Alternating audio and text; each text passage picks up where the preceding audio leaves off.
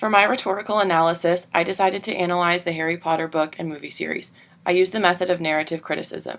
My research question is, how do narratives, specifically of the fantasy genre, influence the way in which we view the world, others, and ourselves? Research on this type of narrative is very significant. Children are the future, so studying and researching the ways that extremely successful narratives, such as Harry Potter, impact them is highly important. Narratives influence children and young adults' beliefs about the world and how it operates. They shape their values and character by individuals identifying and relating with specific characters. When a child admires a certain character in a story, they aspire to be like that character. They will form their thoughts and actions in a way that reflects this character as much as possible.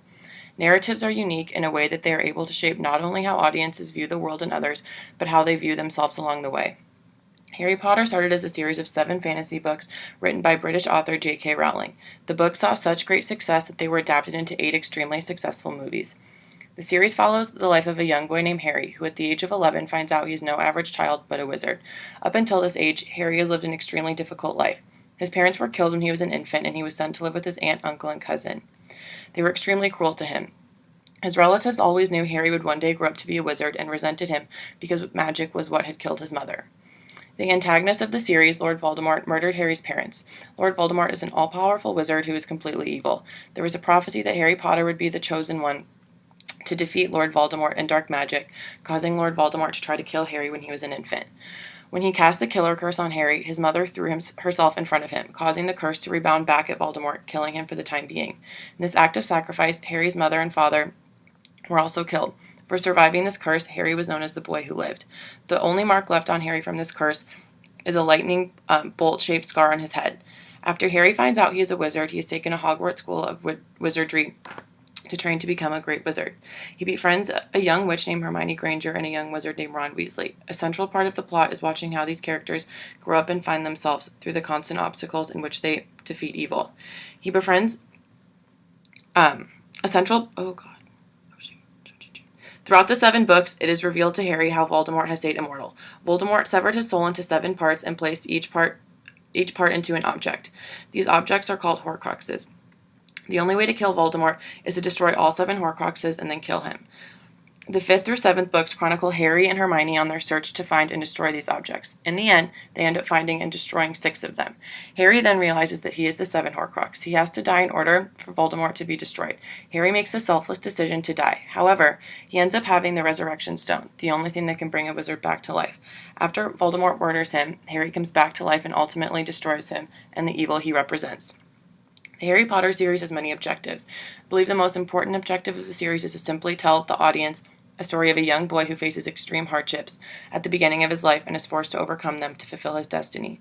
His destiny is to recognize that he is the chosen one to defeat evil in the form of Lord Voldemort for the benefit of all mankind. Another objective is to give the audience hope that in the end good can always prevail over evil. Harry's story also provides the hope that anyone can overcome obstacles to become great.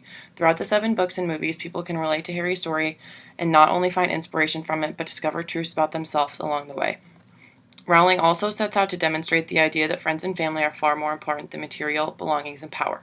J.K. Rowling uses many features such as setting characters, events, temporal, and causal relations throughout the series. I think the most powerful feature is the characters. An extremely influential character is Albus Dumbledore. He is the headmaster of Hogwarts and is seen as the most powerful wizard in the world. Throughout the series, he also becomes Harry's role model. Immediate to Harry arriving at Hogwarts at age 11, Dumbledore becomes very close to him. He always knows that Harry is the chosen one and helps him not only become a great wizard, but also discover truth about his purpose in life. He is always providing Harry with wisdom. A quote from him is, "Dark and difficult times lie ahead. Soon we must face the choice between what is right and what is easy." He is constantly reminding Harry that what makes him special is not how powerful of a wizard he is, but how he uses that power for the better. As Dumbledore stated, "It's our choices, Harry, that show who we truly are, far more than our abilities." Some critics of the series compare Dumbledore to a monotheistic representation of God. The way Dumbledore is described as all-knowing and good contributes to this connection. Another impactful feature Rowling uses are the various events throughout the series. The first significant event is the Triwizard Tournament that takes place in Harry Potter and the Goblet of Fire. The Triwizard Tournament occurs every 7 years and is a contest between 3 magical schools, Hogwarts being one of them. Harry is selected to compete in the tournament, he thinks by chance. However, he ends up finding out later it was a deliberate action by a disguised Death Eater to get Harry alone with Voldemort.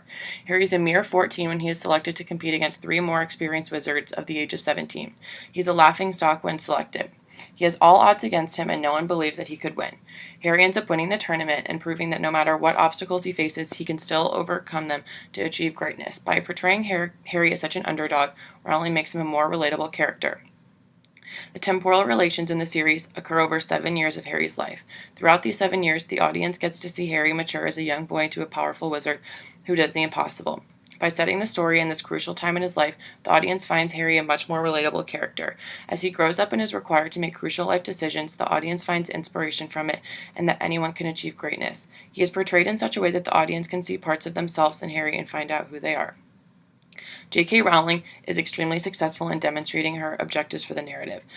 Though the many features such as settings, characters, events, and temporal relations and causal relations, she is able to create an exciting and inspiring story that has an impact on all readers. In a world that has so much evil and hate, it is often very easy to lose sight of what is good. In today's society, it is not often that good is able to win over evil. The story reminds audiences never to lose hope and that good things will always come to those who are brave, honest, kind, and loving. The temptations of power and evil may seem like they will provide happiness, but in the end, those who succumb to those temptations will face their judgment. Harry Potter is just the kind of story a world like today needs to hear and remind us never to lose hope. As Dumbledore says, happiness can be found in the darkest of times if one only remembers to turn on the light.